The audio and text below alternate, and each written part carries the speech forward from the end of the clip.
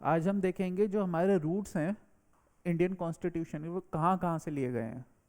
कुछ किसी को पता है कौन कौन से, मतलब जो हमारा कॉन्स्टिट्यूशन इस्टेब्लिश हुआ था वो कैसे हुआ था, कहाँ कहाँ के बेसिस से वो हमारा कॉन्स्टिट्यूशन इस्टेब्लिश हुआ, कोई बता सकता है?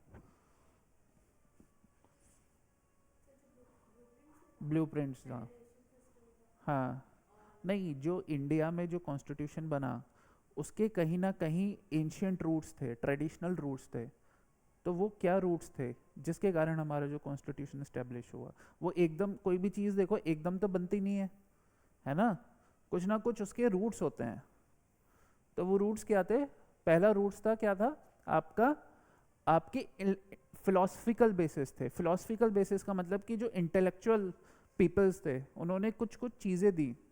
ऐसा नहीं था कि इंडिया के लोग थे, वो बाहर के लोग भी थे, ठीक है ना? फॉरेन इंटेलेक्चुअल्स थे। जब मैं तुम्हें वर्ल्ड हिस्ट्री पढ़ाऊंगा तो उसमें ये है कि जो अमेरिकन रिवॉल्यूशन हुआ है, फ्रेंच रिवॉल्यूशन हुआ, तो उसमें कैसे इंटेलेक्चुअल्स का काफ़ी बड़ा रोल था, समझ रहे हो? कि उस रिवॉल्यूशन को आपको सस्टेन करने में, ठीक है ना, या उसे इंक्रीज कराने में। तो वही चीज़ होती है रूसो। रूसो क्या था? थिंकर है, इंटेलेक्चुअल थिंकर सही है, मॉन्टेस्क्यू, हॉब्स, ठीक है। और एक इंसिडेंट था फ्रेंच रिवॉल्यूशन। तो हर जो थिंकर होता है वो कुछ ना कुछ अपनी थ्योरी देता है। जब वो थ्योरी लोगों को पता चलती है तो उसके कारण क्या होता है कि लोग भी काफ़ी ज़्यादा अवेयर होते हैं। जैसे आप भी, आपको राइट्स के बारे में नहीं पता आपने, लेकिन हो सकता है कि आप यहाँ पे आ रहे हो, यहाँ पे आपको डिफरेंट ऑफ राइट्स आपको पता चले, डिफरेंट टाइप ऑफ राइट्स, कौन कौन से राइट्स हैं, मेरे अधिकार क्या हैं, है ना? तो जैसा बच्चा होता है वो स्कूल जाता है तो स्कूल में उसे नॉलेज मिलती है चीज़ों की जो शायद उसे घर पे ना मिलती हो। वैसे ये थिंकर्स थे जिन्होंने डिफरेंट डिफरेंट थ्योरीज दी। तो पहली थ्योरी क्या थी? Social contract forming democratic nature. Social contract का मीनिंग क्या होता है कि स्टेट जो होते हैं, ठीक है, और जो सिटीजन्स होते हैं वो एक कॉन्ट्रैक्ट में होते हैं। कॉन्ट्रैक्ट समझते हैं? किसी चीज़ का एक कॉन्ट्रैक्ट हो गया कि जैसे आपने बेसिकली आप क्या दे रहे हो, गवर्नमेंट को टैक्सेस दे रहे हो। सोशल कॉन्ट्रैक्ट का मीनिंग क्या है?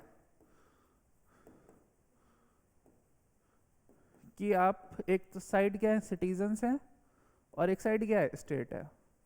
और दोनों क्या है, एक कॉन्ट्रैक्ट में। किसके थ्रू हैं? कि सिटीजन्स क्या देते हैं स्टेट को? टैक्स देते हैं।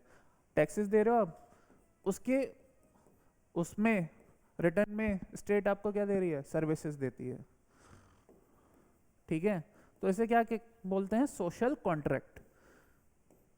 तभी राघव चड्डा ने एक लाइन बोली थी ना, we pay taxes like Britain and we are getting services like Somalia, है ना? तो ये क्या था? एक सोशल कॉन्ट्रैक्ट की थ्योरी थी कि हमें कोई सर्विसेज, जैसे आप हॉस्पिटल जाते हो, आप पैसे देते हो, आपको सर्विसेज मिल रही हैं। ऐसे गवर्नमेंट को आप क्या दे रहे हो? टैक्सेस दे रहे हो। तो वो रोड हो गया, आपका पुलिस हो गया, ये सब क्या है? गवर्नमेंट की जो सैलरी है वो कहाँ से आती है? इनकी, आपकी जो टैक्स पेयर्स की मनी से आती है। क्लियर है? तो इसे कहते हैं सोशल कॉन्ट्रैक्ट थ्योरी। ये एक हमारे रूट्स था। ये किसने दिया था? रूसो ने। ये रूसो ने ये वाली जो थ्योरी थी वो कहाँ काम आई थी? जब फ्रेंच रिवॉल्यूशन हुआ था तब क्या हुआ था कि उसने बोला कि भाई आप पैसे तो दे रहे हो लेकिन आपको सर्विसेज तो मिल नहीं रही। सर्विसेज किसे मिल रही थी? चर्च को।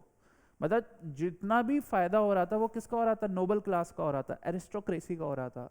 और काम कौन कर रहा था? टैक्सेस कौन दे रहा था? लोअर क्लास, जो आपके कॉमन पीपल थे वो दे रहे थे। कॉमन पीपल टैक्सेस भी दे रहे थे लेकिन उन्हें इन रिटर्न कोई सर्विसेज नहीं मिल रही थी। तब जाके ये थ्योरी आई। क्या थ्योरी थी? सोशल कॉन्ट्रैक्ट की। अगर आप पैसे दे रहे हो तो फिर आपको सर्विसेज मिलनी चाहिए, है ना?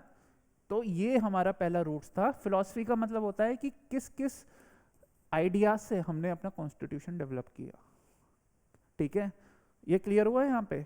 दूसरा था separation of power. Separation of power का मतलब क्या होता है कि there are three elements of government. एक होता है लेजिस्लेचर, एक होता है एग्जीक्यूटिव, जिसमें आपके कौन आते हैं? बताओ, एग्जीक्यूटिव में कौन कौन आता है? एग्जीक्यूटिव में कौन आएगा? जैसे आपके मिनिस्टर्स हो गए, मंत्री लोग हो गए, जो पॉलिसी को इम्प्लीमेंट करते हैं, ठीक है, वो हो गए। और कौन होते हैं? ब्यूरोक्रेट्स हो गए। ये कौन है? सारे के सारे एग्जीक्यूटिव में आते हैं। लेजिस्लेचर में जो लॉ बनाते हैं, पॉलिसी फॉर्मुलेट करते हैं। और तीसरा है जुडिशरी, जो पॉलिसी को क्या करते हैं? रिव्यू करते हैं। समझ में आया? तो ये क्या होते हैं, 3 विंग्स होते हैं आपके पावर्स की, 3 विंग है पावर्स की। एक है लेजिस्लेचर, एक है एग्जीक्यूटिव, और तीसरा क्या है, जुडिशरी है। एक बना रहा है, कानून बनाता है, एक उस कानून को इम्प्लीमेंट कराता है, और तीसरा उसको रिव्यू कराता है। रिव्यू का मतलब हो गया कि देखता है कि कानून सही बना या नहीं बना। अगर नहीं बनेगा तो वो क्या कर देगा, कानून को रद्द भी कर सकता है। ठीक है, judiciary can make any law null and void. कैसे कर सकता है? हमने कौन सा ऐसा कानून है जो जुडिशरी ने रद्द किया है, कोई बता सकता है? कोई भी कानून बताओ। जैसे कि अभी क्या था, 99th कॉन्स्टिट्यूशनल अमेंडमेंट एक्ट था। कौन सा एक्ट था? 99th constitutional amendment act. Okay, इसके बारे में मैं बताऊंगा। तो ये क्या था, किसने रद्द कर दिया था? जुडिशरी ने इसे रद्द कर दिया था। रद्द का मतलब नल एंड वॉइड, मतलब कि नलीफाई कर दिया था इस लॉ को। 99th। अभी ये आपको पढ़ के आना है कि क्या था। ठीक है, ये आपका होमवर्क है। ओके, कल फिर मैं पूछूंगा इसमें। ये क्लियर हुआ सेकंड पार्ट? अब थर्ड पार्ट आता है rule of law. Rule of law क्या होता है? रूल ऑफ लॉ का मतलब होता है कि everyone is equal in the front of law. कि चाहे आप अमीर हो, चाहे आप गरीब हो, चाहे आपकी कोई कास्ट है, ठीक है, कोई भी रिलीजन है, सबके लिए सेम लॉ है। ऐसा नहीं होगा कि आप अंबानी हो या फिर आप हायर क्लास में हो तो आपके अलग लॉज होंगे, जो लोअर क्लास पे है उसके लिए अलग लॉज होंगे, कोई कास्ट अलग है, डिफरेंट कास्ट के लिए अलग लॉज होंगे, सबके लिए। तो ये किसने दिया था? हॉब्स एंड लॉक ने दिया था रूल ऑफ लॉ। ये कहाँ पे हमने लिया है, कोई बता सकता है? कौन सा आर्टिकल है रूल ऑफ लॉ का? Article 14 of the Indian constitution. Article 14 Indian constitution का क्या है? Rule of law. Everyone is equal in the front of law. Law के सामने सब क्या है? इक्वल है। क्लियर है? फिर है फ्रेंच रिवॉल्यूशन। फ्रेंच रिवॉल्यूशन कहाँ हुआ था? फ्रांस में हुआ था। और जब वो रिवॉल्यूशन हुआ उसका रिजल्ट क्या था? लिबर्टी मिली, इक्वालिटी मिली और फ्रेटर्निटी मिली। लिबर्टी का क्या मीनिंग होता है? Anyone who can tell me about liberty?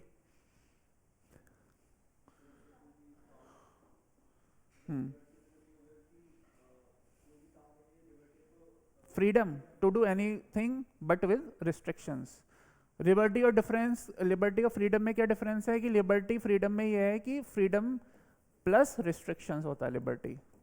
ठीक है ना, फुल फ्रीडम नहीं है लिबर्टी का meaning, means there is some restrictions also. ठीक है, तो उसे क्या कहते हैं? लिबर्टी है आपकी। उसके बाद इक्वालिटी हमें पता है, फ्रेटर्निटी का मीन्स क्या होता है? Sense of brotherhood. ठीक है, सेंस ऑफ ब्रदरहुड को क्या कहते हैं? फ्रेटर्निटी। ये चारों पॉइंट क्लियर है? जब भी क्वेश्चन आएगा कहीं भी या फिर होगा फिलोसफिकल रूट्स क्या है, तो आपको ये 4 पॉइंट देने होंगे। क्लियर है? What are the philosophical? Rousseau, Montesquieu, Hobbes and Locke, ये है। सेपरेशन ऑफ पावर क्लियर है? ठीक है, तो जो अमेरिकन कॉन्स्टिट्यूशन है और जो इंडियन कॉन्स्टिट्यूशन है उसमें डिफरेंस क्या है? कि जो अमेरिकन कॉन्स्टिट्यूशन में स्ट्रिक्ट सेपरेशन ऑफ पावर है। ठीक है, स्ट्रिक्ट सेपरेशन मतलब कि वाटर टाइट सेपरेशन है, कि जो जुडिशरी का रोल है वो एग्जीक्यूटिव परफॉर्म नहीं कर सकता, और जो एग्जीक्यूटिव का रोल है वो लेजिस्लेचर परफॉर्म नहीं कर सकता। सबके अपने अपने रोल हैं। लेकिन इंडियन कंटेक्स्ट में हमने ये देखा कि यहाँ पे रोल्स थोड़े बहुत परफॉर्म हो जाते हैं। जुडिशरी भी एग्जीक्यूटिव का भी रोल परफॉर्म कर रही है, लेजिस्लेचर का भी। कोई एग्जांपल दे सकता है जुडिशरी ने जो लेजिस्लेचर का रोल परफॉर्म किया हो? अरे अभी जुडिशरी ने क्या करा था? बैन ऑन फायर क्रैकर्स बनाया था।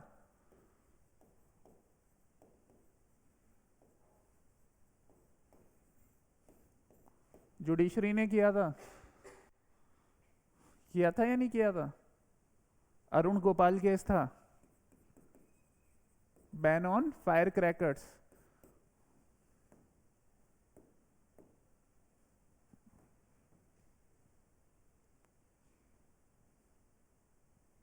इसका वो कम हो गया क्या, ब्राइटनेस? ठीक है।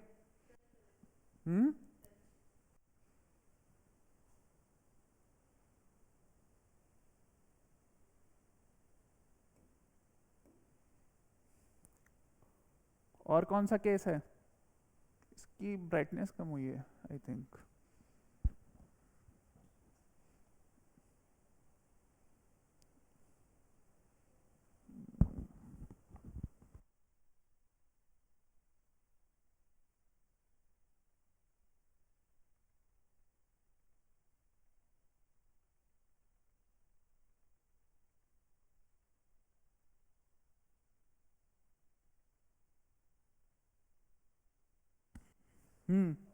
और कौन से लॉज हैं?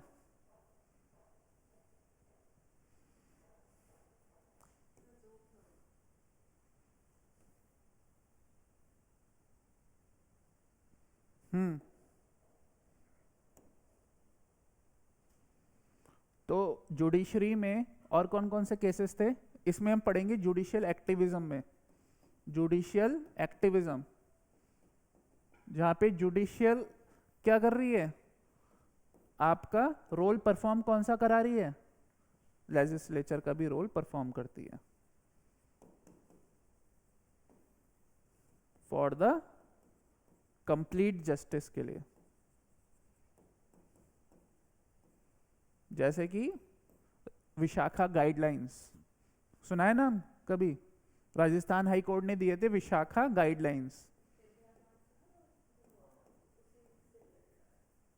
ये कब आया था? 1999 में। तो इसमें क्या हुआ था बेसिकली, विशाखा गाइडलाइंस में जो आपने sexual harassment of women at work place act, एक है ना posh, prevention of sexual harassment, ये किसके बेसिस पे आया था? इसी विशाखा गाइडलाइंस के हिसाब से ये एक्ट बना था। ठीक है, तो गवर्नमेंट, किसने बोला था? जुडिशरी ने बोला था कि ये लॉ बनाने के लिए। तो ऐसे जुडिशरी लेजिस्लेटिव रोल भी परफॉर्म करती है। ठीक है, और भी हम देखेंगे। ठीक है,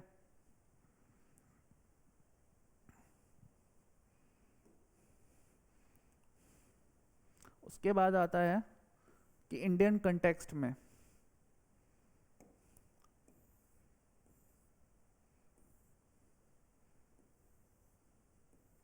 और किस किस के थे? राजा राम मोहन रॉय, ईश्वरचंद विद्यासागर। ठीक है, इनका भी रोल रहा है। जो हमारे विमेंस एम्पावरमेंट वगैरह में इन्होंने रोल जो प्ले किए हैं, उन्होंने भी हमारा कॉन्स्टिट्यूशन बनाने में काफ़ी इंपॉर्टेंट रोल प्ले किया है।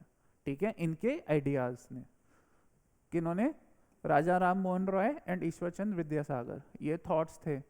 ठीक है, तो ये भी आप इसमें ऐड कर सकते हो।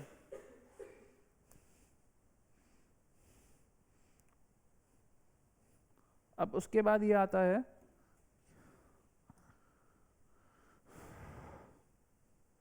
कि जो हमारा इंडियन कॉन्स्टिट्यूशन बना है वो बेसिकली एक टाइमलाइन लगी, उसे टाइम लगा। ऐसा नहीं है कि वो एकदम बन गया। आपको लग रहा है कि वो 1947 में कैबिनेट मिशन आया, 1946 में उसके बाद कॉन्स्टिट्यूएंट असेंबली बनी और हमारा कॉन्स्टिट्यूशन बन गया, ऐसा नहीं है। वो तो ठीक है लास्ट में हुआ, लेकिन जो प्रोसेस स्टार्ट हुआ था वो बहुत पहले से ही स्टार्ट हो गया था कॉन्स्टिट्यूशन का। जो हमने नींव रखी थी उसकी, वो बहुत पहले ही रख दी थी। वो हम देख सकते हैं, जैसे कि 1895 में क्या आया था? स्वराज बिल आया था। वो कौन लाए थे? बाय तिलक। ठीक है ना, बाल गंगाधर तिलक थे, वो लाए थे ये। ठीक है, और इसमें फोकस किस पे किया गया था? डेमोक्रेसी पे। ठीक है, जो हम कहते हैं डेमोक्रेटिक फॉर्म ऑफ गवर्नमेंट है, उसकी जो स्टार्टिंग पॉइंट कहाँ से हुआ था? स्वराज बिल से। हमें बताना होगा कि कहाँ से हमारा कॉन्स्टिट्यूशन स्टार्ट हुआ बनना। एक्चुअली बनना तो हमारा 1947 से स्टार्ट हुआ, लेकिन उसके जो 47 में भी जो लोग थे, उन्होंने वो आइडियाज कहाँ से लिए?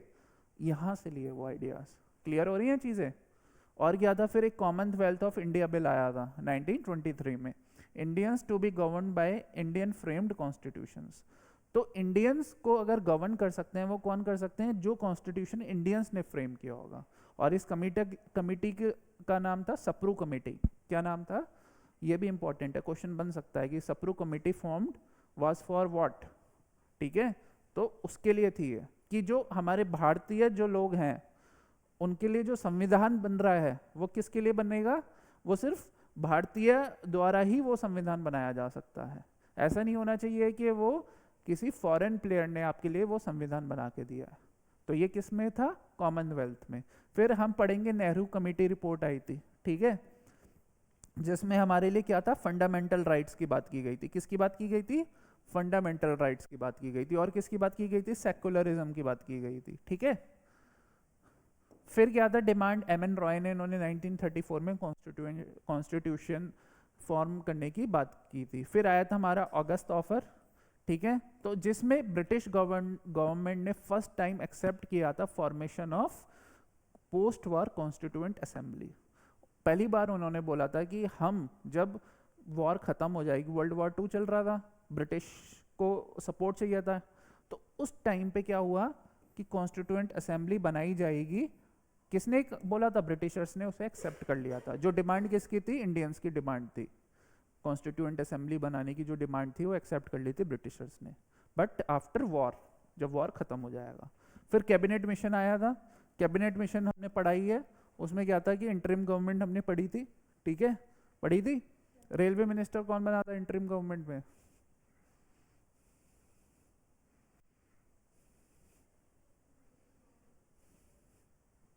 बताओ,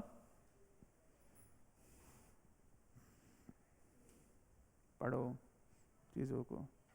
ठीक है, प्रियंका? नहीं यार, होली बनाई है बस, हैं? होली हर साल आएगी, एग्जाम बार बार नहीं आता है। ठीक है, अब आगे चलो। फिर आता है सोल ऑफ द कॉन्स्टिट्यूशन। अब मेन चीज आती है बेसिक स्ट्रक्चर की। एक डॉक्ट्रिन आया था बेसिक स्ट्रक्चर, ये किस में आया था? केशवानंद भारती केस में आया था। ठीक है ना, केशवानंद भारती केस। बेसिकली हुआ क्या था कि चल क्या रहा था, टाइमलाइन ये थी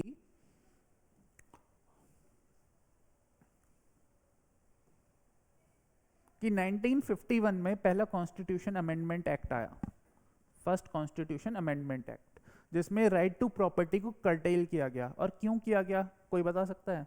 क्योंकि डेवलपमेंट होना था और जमींदारी अबॉलिशन था। जमींदारी सिस्टम, मैंने बताया था अबॉलिशन हो रही है जमींदारी। तो जब जमींदारी सिस्टम को अबॉलिश करना था, जमींदार होते थे जो बिग लैंड ओनर्स होते थे, तो अब एक तरीके से right to property was the fundamental right under article 19 of the Indian constitution. हमारे इंडियन कॉन्स्टिट्यूशन में राइट टू प्रॉपर्टी क्या था? एक फंडामेंटल राइट था। अगर हमारे पास प्रॉपर्टी का अधिकार है तो कोई हमसे प्रॉपर्टी नहीं ले सकता, अगर आपका फंडामेंटल राइट है। इसके लिए सबसे पहले जरूरी क्या था कि उस राइट टू प्रॉपर्टी को अबॉलिश करना। तो 1951 में सबसे पहला कॉन्स्टिट्यूशन अमेंडमेंट एक्ट हुआ था, वो क्या था? राइट टू प्रॉपर्टी को अबॉलिश कर दिया, ताकि हम अगर रोड बना रहे हैं, कुछ बना रहे हैं, अगर हमें किसी की ज़मीन लेनी हो, तो फिर क्या होता? अगर नहीं होता तो वो सारे के सारे केसेस कोर्ट में चले जाते, चीज़ें पेंडिंग चली जाती। ठीक है, कोर्ट केस हो जाता। इसलिए तो ये जो थे शंकरी प्रसाद, इनकी भी ज़मीन गई जब ये प्रॉपर्टी कटेल, तो ये चले गए कहाँ पे? गवर्नमेंट के खिलाफ कोर्ट में चले गए। गवर्नमेंट ने बोला कि सुप्रीम कोर्ट ने कि टू अमेंड अंडर आर्टिकल 368, जो आर्टिकल 368 है उस वो आर्टिकल क्या है? कॉन्स्टिट्यूशन अमेंडमेंट का आर्टिकल है। उसके अंदर प्रोविजंस है कि कॉन्स्टिट्यूशन कैसे अमेंड हो सकता है, आर्टिकल 368। तो सुप्रीम कोर्ट ने क्या रूलिंग दी कि the power to amend under article 368 include the power to amend fundamental rights. तो बेसिकली सुप्रीम कोर्ट ने रूल दे दिया कि गवर्नमेंट, जो पार्लियामेंट है, उसके पास पावर है कि वो जो आर्टिकल 368 के अंडर जो वो कॉन्स्टिट्यूशन को, संविधान को चेंज कर सकती है, उसमें वो फंडामेंटल राइट को भी चेंज कर सकती है। ठीक है, एक चीज ये थी कि कॉन्स्टिट्यूशन को अमेंड करना। ठीक है, कॉन्स्टिट्यूशन को अमेंड करना, लेकिन कॉन्स्टिट्यूशन में क्या है? बहुत सारे पार्ट्स हैं, फंडामेंटल राइट्स हैं, फंडामेंटल ड्यूटीज हैं। अब किस चीज को आप चेंज करना चाहते हो? सबसे ज्यादा जो टफ चीज है जैसे चेंज करना, वो है फंडामेंटल राइट्स, कर्टेल करना। ठीक है, लेकिन गवर्नमेंट ने क्या कहा, सुप्रीम कोर्ट ने क्या कहा कि आर्टिकल 368 जिसमें हमारा संविधान को चेंज करने का अधिकार दिया गया है, उसमें फंडामेंटल राइट्स भी चेंज करी जा सकती हैं। कौन कर सकता है? पार्लियामेंट। समझ में आया? जो मौलिक अधिकार है हमारे, वो भी पार्लियामेंट चेंज कर सकती है। ये किस में किया गया? Shankari Prasad versus Union of India case में। फिर क्या हुआ? फिर उसके बाद आता है Golaknath case. Versus State of Punjab. इस बार गवर्नमेंट ने अपना जो व्यू था वो सुप्रीम कोर्ट ने अपना व्यू चेंज कर दिया। इसमें supreme court stated parliament can not take away any fundamental right, यानी कि जो शंकरी प्रसाद में 1951 में बोला था सुप्रीम कोर्ट ने कि पार्लियामेंट, जो पार्लियामेंट है date can abolish any fundamental right, was changed in 1969 in Golaknath case where parliament cannot take away any fundamental right। मतलब अपनी पहले वाले व्यू पॉइंट से फ्लिप हो गया, चेंज हो गया। जब ये केस का वर्डिक्ट आया तो पार्लियामेंट ने एक कॉन्स्टिट्यूशन अमेंडमेंट एक्ट कर दिया, 24th कॉन्स्टिट्यूशन अमेंडमेंट एक्ट 1971।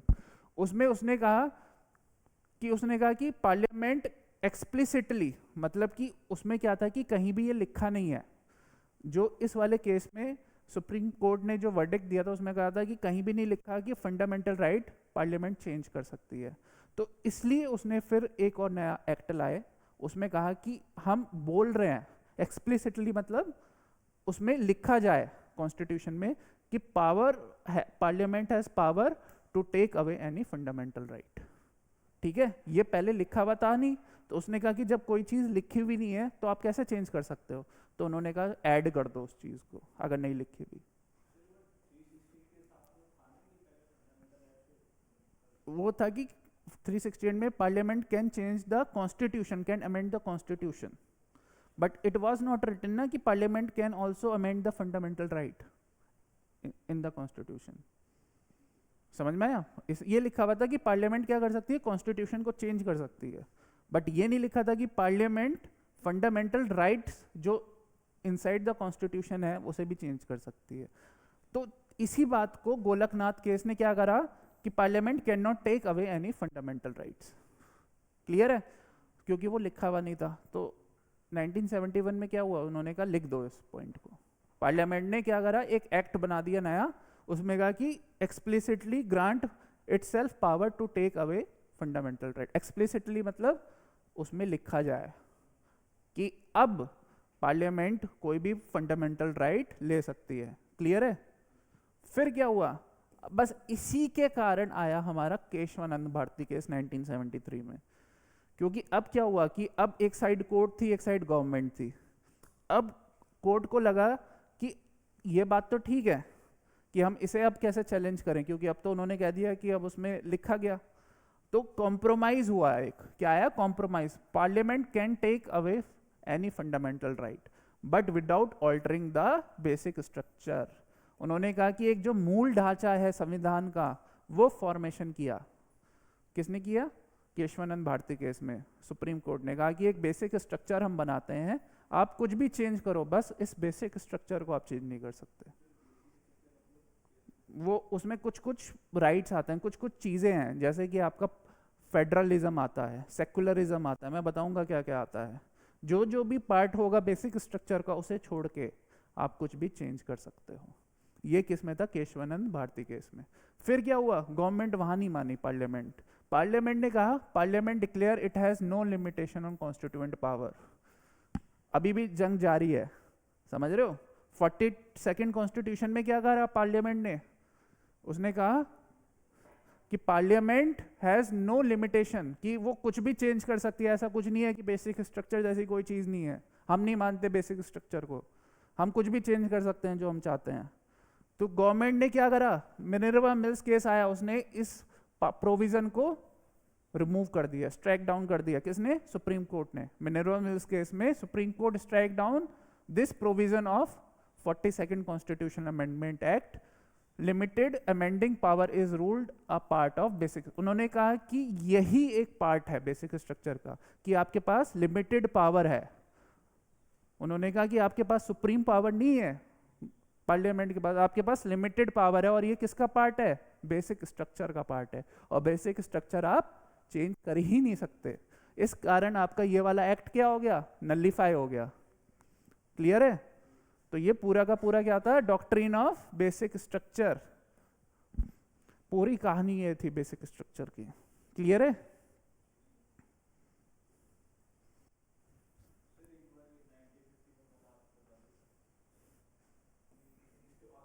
ये देखो शंकरी प्रसाद था, उसकी ज़मीन चली गई, जैसे तुम हो, तुम्हारी ज़मीन चली जाए, गवर्नमेंट ले ले, तो तुम क्या करोगे? कोर्ट केस करोगे। तो वो भी चला गया कोर्ट में, उसमें उसने कहा कि भाई मेरी ज़मीन ले ली गई है, तो सुप्रीम कोर्ट ने बोला कि जो पार्लियामेंट के पास अधिकार है कि वो कोई भी फंडामेंटल राइट को अबॉलिश कर सकती है। तो बस फिर कुछ आप कर ही नहीं सकते थे जब पार्लियामेंट के पास पावर थी। फिर क्या हुआ, फिर और ज़मीनें गई, तो एक गोलकनाथ आ गया, फिर गए लोग। और इस बार सुप्रीम कोर्ट ने कहा कि कहीं पे मेंशन तो है नहीं कि आप फंडामेंटल राइट को चेंज कर सकते हो। वो तो होता रहता है ना, पहले करा था 1951 में, चेंजेस होते रहते हैं। देखो कोई ऐसी चीज़ नहीं है जो फिक्स है। वो अलग बेंच है, ये अलग बेंच है, सेम जज थोड़ी ना है, आप समझो इस चीज़ को। बेंचेस अलग अलग हैं, टाइम चेंज हो गया, समझ रहे हो, चीज़ें बदल गई। क्लैरिटी हो रही है? ये क्वेश्चन बन जाता है, कुछ भी आ सकता है। केशवानंद भारती केस प्री में भी बहुत ज़्यादा आता है ये, ठीक है ना। उसके बाद आपका हो गया ये, क्लियर है? तो इसी में बेसिक स्ट्रक्चर में पढ़ा रहा था, it is a judicial innovation, ठीक है, propounded in the Kesavananda Bharati case. और इसमें कैसा है, फेडरलिज्म हो गया, रूल ऑफ लॉ हो गया, ठीक है, ये सब क्या है, पार्ट है किसके, बेसिक स्ट्रक्चर के। और क्या है, एस आर बोमई केस हुआ था लेटर ऑन 1994 में, हुआ था एस आर बोमई केस आया था, उसमें सेकुलरिज्म भी पार्ट बनाया गया स्ट्रक्चर का। What do you mean by secularism, कोई बता सकता है? State doesn't owe loyalty to any religion. State is not loyal to any religion. That is secularism. Secularism का सीधे सीधे मीनिंग है कि स्टेट किसी के लिए लॉयल नहीं है, और लॉयल है तो सबके लिए लॉयल है, ठीक है ना। ऐसा नहीं है एक पर्टिकुलर रिलीजन के लिए आप लॉयल हो, बाकी के लिए नहीं हो। That is the thing. And there is a principle distance from all the religion, कि एक प्रिंसिपल डिस्टेंस आपने बना रखा है स्टेट और religion. That is the term called as secularism. Okay, clear है? अब आता है election of president. Election of president article कौन सा है, 54 एंड 55, ठीक है, तो हमें याद रखना है। तो इसमें कौन कौन होते हैं इलेक्शन ऑफ प्रेसिडेंट में, आपके लोकसभा के एमपीज होते हैं, ठीक है, राज्यसभा के एमपीज होते हैं इलेक्टेड, एमएलएज होते हैं, और पौडुचेरी एंड और किसके होंगे, कश्मीर के भी होंगे, ठीक है, जम्मू एंड कश्मीर के भी होंगे। इन 3 जगह के, क्योंकि यहाँ पे क्या है, स्टेट लेजिस्लेचर है ना, 3 जगह ही है, ठीक है, यहाँ पे होंगे इनके एमएलएस, इनके एमएलएस, इनके एमपीज, लोकसभा राज्यसभा के। लेकिन कौन से होंगे आपको याद रखना है, इलेक्टेड ही होंगे, नॉमिनेटेड नहीं होंगे, ये आप याद रखो। तो कई बार क्वेश्चन कैसे आता है कि all members of MP, all members of Lok Sabha MP, right होगा या रॉन्ग होगा? अगर उसमें सिर्फ इलेक्टेड, जो इलेक्टेड हो रहे हैं, नॉमिनेटेड नहीं, ठीक है, नॉमिनेटेड एमपीज आपके पार्टिसिपेट नहीं करते प्रेसिडेंट के इलेक्शन में, ठीक है। फिर आपका आता है कि जो इलेक्शन का प्रेसिडेंट होता है उसमें मिनिमम एज कितनी होनी चाहिए प्रेसिडेंट के लिए, 35 की एज होनी चाहिए। 50 प्रपोजर्स एंड 50 सेकेंडर्स होते हैं, ठीक है, ये आपको याद रखना। कितने प्रपोजर्स होते हैं, 50 प्रपोज करेंगे उस चीज को इलेक्शन के लिए, ठीक है ना। और सेकेंडर्स, उसके बाद जो सेकेंड प्रपोज करने के बाद और कितने लोग चाहिए होते हैं, वो जो प्रपोजर्स को भी सपोर्ट करते हैं कि हाँ ये बात ठीक है आगे, वो कौन से हैं, 50। तो 50 + 50 प्रपोजर्स एंड सेकेंडर्स, इतने आपको चाहिए होते हैं, क्लियर है। फिर है वैल्यू ऑफ एमएलए। अब इसमें क्या होता है ना कि हर एक का एक वैल्यू निकाला जाता है, कि मतलब ऐसा नहीं होता सबकी इक्वल वेटेज होती है, समझ रहे हो। जैसे कि 2 एमएलए हो सकता है, दोनों का डिफरेंट वैल्यू हो, मतलब एक जैसे पूरा वोटिंग हो रही है, ऐसा नहीं है कि जैसे हमारी वोटिंग होती है उसमें तो 1 पर्सन 1 वोट है, सबकी सेम वैल्यू है, लेकिन वहाँ पे सेम वैल्यू नहीं होती, किसी की वेटेज ज़्यादा होती है, किसी के वोट की मतलब वेटेज ज़्यादा है, और किसी की कम होती है, depending upon the population of the state, कितनी पॉपुलेशन है, जैसे एमएलए वोट की क्या होगी, जैसे स्टेट पॉपुलेशन 1971 सेंसस के हिसाब से, और अपॉन वहाँ पे टोटल एमएलए कितने हैं, ठीक है, इनटू 1000 नीचे से, इससे वैल्यू निकलती है। जैसे कि मैं एग्जांपल दूं, स्टेट यूपी की कितनी है, किसी को पता है पॉपुलेशन अभी फिलहाल current? Around and around 20 crore है, 20 करोड़ है, ठीक है। हमारे एमएलए कितने हैं यूपी में? 403, समझ में आई, इंटू 1000, तो ये क्या निकल गई, वैल्यू निकल गई हमारे एक एमएलए की कितनी, क्लियर है। फिर आपकी ऐसे दूसरे स्टेट्स की भी निकलती है, ठीक है। राजस्थान का कोई बता सकता है? क्लियर नहीं है? राजस्थान की कितनी है? 7 करोड़ के अराउंड है पॉपुलेशन। सीट्स कितनी है, कुछ पता है? अराउंड 160 सीट्स हैं, 140 हैं शायद, 140, ठीक है। उसके बाद और इंटू 1000, ये क्या निकल गया, उनका एक एमएलए की वैल्यू निकल गई। समझ में आया, क्लियर हुआ कैसे निकलती है? ओके। फिर एमपी की वोट कैसे निकलती है? अब जितने भी एमएलएज हैं उन सबको ऐड कर दिया जाता है, सारे वैल्यूज को, ठीक है। और उसके बाद टोटल इलेक्टेड एमपीज, जितने भी हमारे इलेक्टेड एमपीज होते हैं उनका टोटल, उनका समेशन नीचे है। जैसे कि मान लो ये सारा ऐड करके आया, मान लो आ जाता है, सबका ऐड करके आ गया 100 आ गया एमएलए वोट, और एमपी कितने हैं बताओ, किसी को पता है कितने हैं? लोकसभा में कितने हैं और राज्यसभा में? 2 ही है ना। कितने होते हैं नॉमिनेटेड? राज्यसभा में कितने होते हैं? 12 होते हैं। बचे कितने? 238 बचे 250 में से, क्लियर है। और इसमें कितने होते हैं बताओ? इसमें तो आपके 545 करीबन इलेक्टेड, 552 होते थे पहले, 2 एंग्लो इंडियंस हट गए, तो 550 आपके ये होगा, डिपेंडिंग अपॉन कितने इस टाइम पे प्रेजेंट है, इलेक्टेड है। तो उन सब का जो है, इन दोनों का क्या हो जाएगा, सम हो जाएगा, क्लियर है।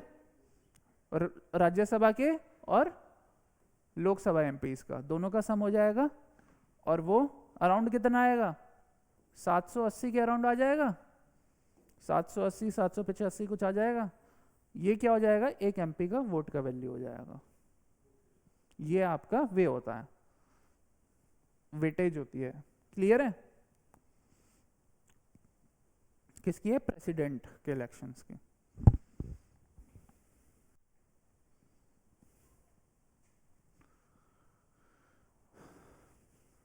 अब बात आती है वाइस प्रेसिडेंट की।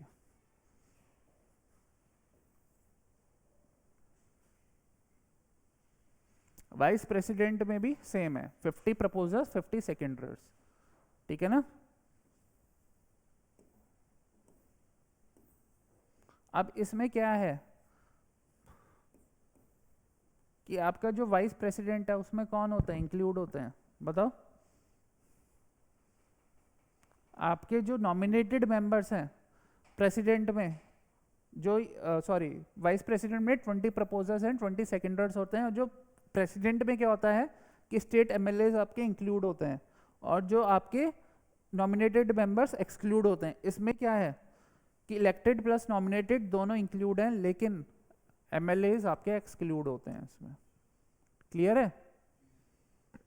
और इसमें रिमूव कैसे कर सकते हैं? राज्यसभा की मेजॉरिटी चाहिए, ठीक है। राज्यसभा का मेजॉरिटी ये मैं पढ़ाऊंगा जब मेजॉरिटीज होती हैं, डिफरेंट टाइप ऑफ होती हैं, इफेक्टिव मेजॉरिटी होती है, क्लियर है। तो वो हम पढ़ेंगे बाद में, ठीक है। तो यानी कि इसमें क्या है, अगर वाइस प्रेसिडेंट का स्टार्ट इनिशिएट कहाँ होगा, रिमूवल प्रोसेस राज्यसभा से होगा।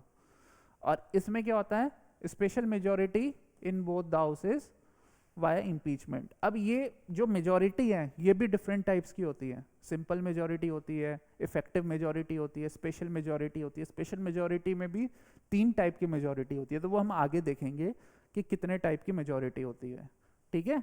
और वो अलग अलग होती है। जो वाइस प्रेसिडेंट, वो प्रेसिडेंट की जो मेजॉरिटी होती है वो सबसे ज़्यादा हाईएस्ट फॉर्म ऑफ मेजॉरिटी है, ठीक है ना।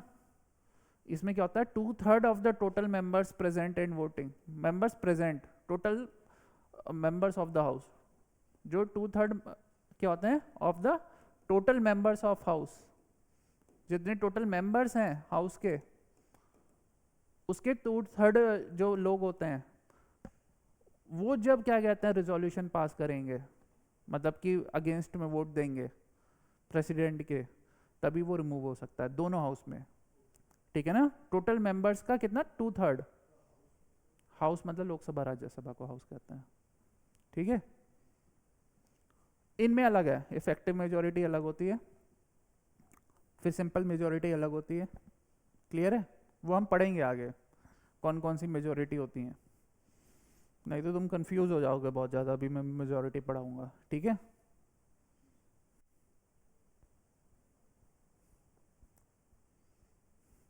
MLAs do not participate in vice president elections, ये याद रखना है। Vice president must be qualified for Rajya Sabha, president for Lok Sabha, ठीक है। ये क्लियर है, कोई ऐसा पॉइंट जो नहीं समझ आया हो।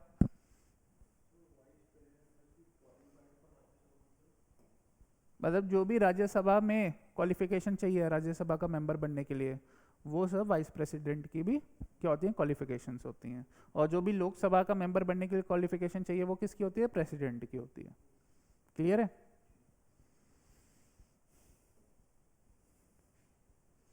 अब एक चीज और आती है इसमें, एक होता है first pass the post FPTP, और एक होता है proportional representation single transferable vote.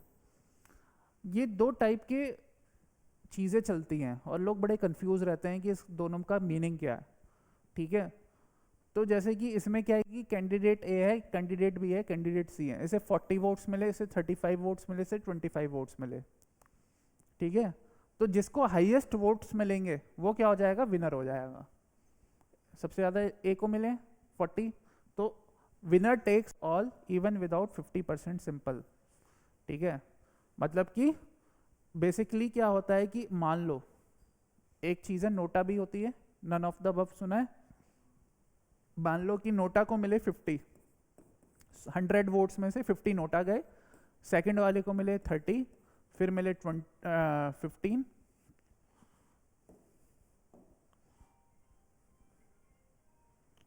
फिर मिले आपके ये,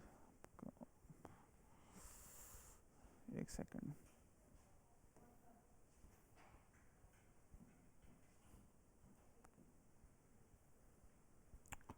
बेसिकली क्या हुआ, 50 मिल गए एक को, नोटा को। जो कैंडिडेट ए है उसे मिले कितने, 30, फिर बी को कितने मिले 15, और सी को मिले 5, ठीक है। तो कौन जीतना चाहिए, who is the winner hair,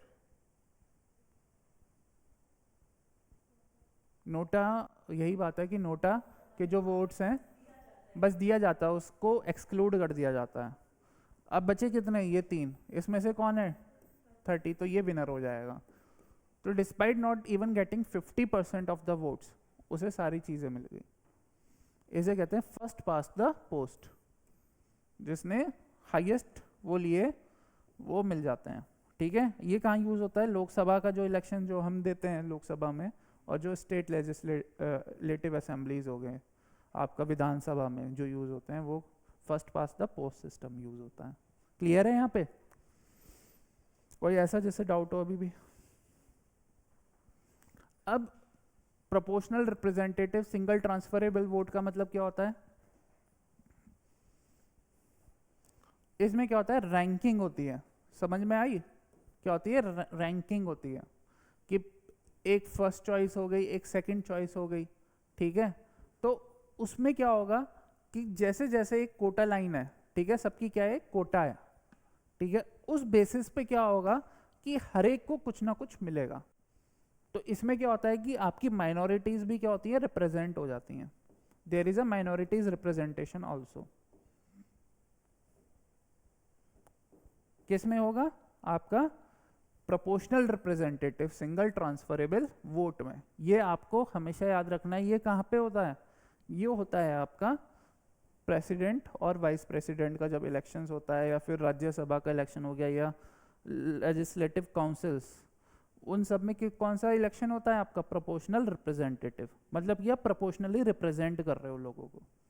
समझ में आया? कि हो सकता है कि आपके यहाँ पे क्या हुआ कि एक ही को सब कुछ मिल गया, कैंडिडेट ए को, लेकिन अगर यहाँ पे ये लोग 35 वोट्स पाए थे, इन्हें कुछ मिला नहीं, इन्हें कुछ मिला नहीं मिला, लेकिन प्रोपोर्शनल रिप्रेजेंटेटिव में क्या होगा, इन्हें भी कुछ मिलेगा। ठीक है ना? तो यानी कि एक तरीके से जितना प्रोपोर्शन का क्या मतलब हो गया, जितना आपके वोट्स हैं आपके पास,